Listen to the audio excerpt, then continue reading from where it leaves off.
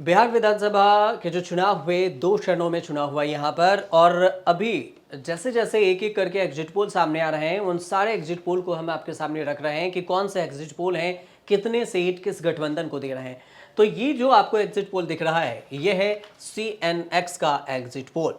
CNX ये कह रहा है कि एनडीए, जो कि बीजेपी, जेडीयू, चिराग पासवान, इन सबसे समर्थित पार्टी है, उपेंद्र कुशवाहा और जीतन राम मांझी, इन सब को मिलाकर जो एनडीए है उसे कितनी सीटें मिल रही है? 150 से 170 सीटें। ये CNX एग्जिट पोल के आंकड़े हैं। एग्जिट पोल ये कह रहा है कि एनडीए की सरकार, यानी कि बिहार में एनडीए की लहर है, 150 से 170 सीटें एनडीए को मिल रही है। दूसरी तरफ से देखेंगे तो महागठबंधन को CNX ये कह रहा है कि 70 से 90 सीटें ही मिल रही है। 70 से 90 सीटें महागठबंधन को। महागठबंधन में कौन कौन है? कांग्रेस है, आरजेडी है, सीपीएम है, सीपीआईएम है।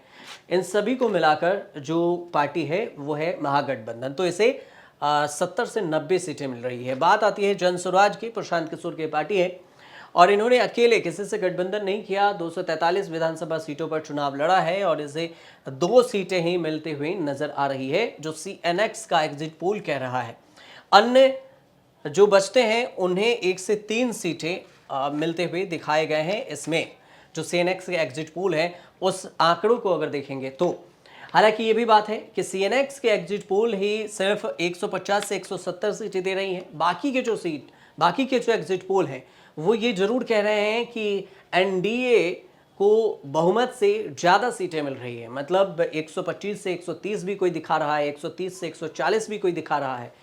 फिर भी कुल मिलाकर अगर देखा जाए तो 1-2 को छोड़ दें तो एनडीए की सरकार बिहार में फिर से वापसी कर रही है। मतलब नीतीश कुमार फिर से बिहार में वापसी कर रहे हैं और उन्हीं की अगुवाई में बिहार में सरकार बन रही है, जो एग्जिट पोल के आंकड़े कह रहे हैं। जो फाइनल परिणाम है 14 नवंबर को आएंगे। उसके बाद पता चलेगा कि यहाँ पर कौन हारा, कौन जीता, किसे कितनी सीटें मिली हैं और कौन कौन से मुद्दे हैं जो सीधे तौर से कारगर हुए हैं। लेकिन फिलहाल जो एग्जिट पोल हैं उसमें ये मुद्दे आ रहे हैं, जैसे महिलाओं के बीच में जीविका का सबसे बड़ा जो फैक्टर रहा है वो काम किया है।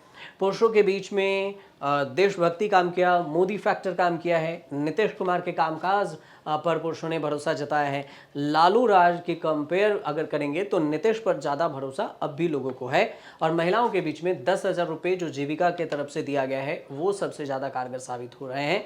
फिलहाल जब 14 को परिणाम आएंगे, फाइनल आंकड़े आएंगे, तो पता चलेगा कि बिहार में आखिर सरकार किसकी बन रही है।